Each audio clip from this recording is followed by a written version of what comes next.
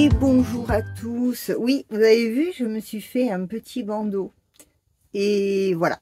Alors, reprise aujourd'hui enfin, c'est rare quand je reprends un tableau comme ça le lendemain. Mais là, avouez, il était très sombre. Donc, je vais me décaler par là. Je vous mets l'image du tableau que vous avez vu terminer sur la dernière vidéo.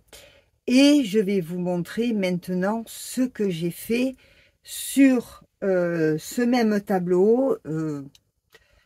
Pour moi, c'est pas guère mieux, mais j'essaie tellement à ressembler au Pic du Midi d'Ossau, je le connais tellement qu'en fait, je devrais moins le connaître et le faire plus loin peut-être.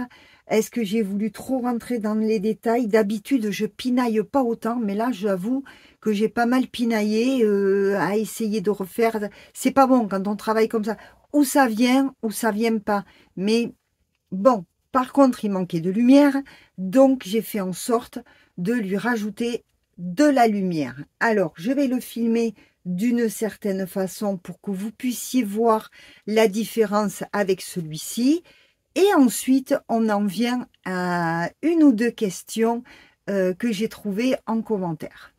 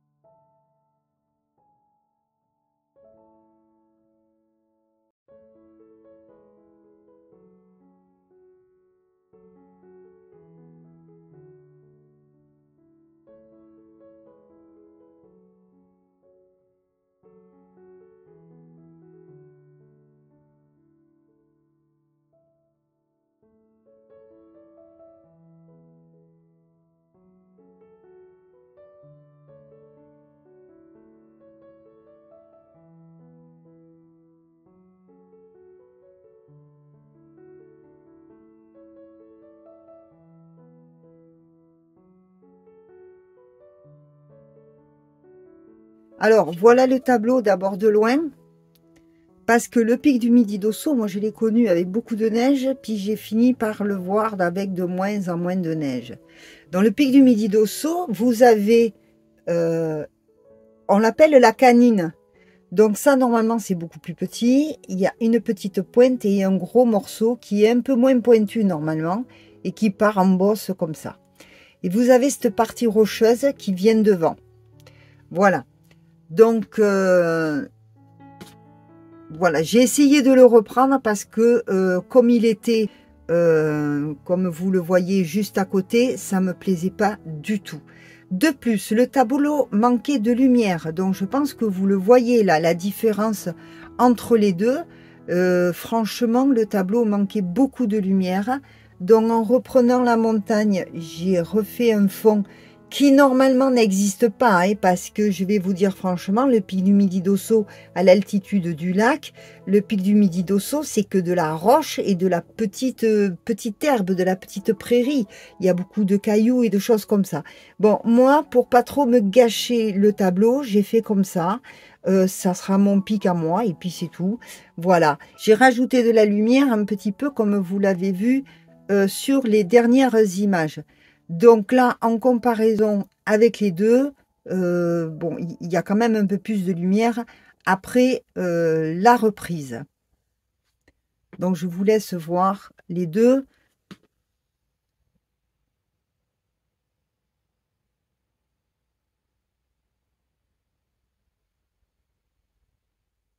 Voilà, maintenant à vos questions. Alors, vos questions, il n'y en a pas beaucoup. J'aurais pu attendre quelques jours de plus pour voir s'il y en aurait d'autres.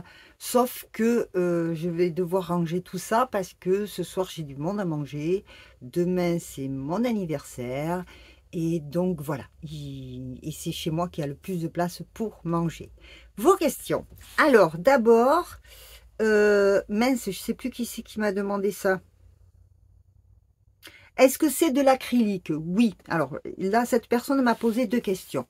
Oui, effectivement, je travaille qu'avec de l'acrylique parce que je ne supporte plus les solvants et dont l'huile, évidemment, il y a du solvant. Toute peinture avec solvant, je ne supporte plus.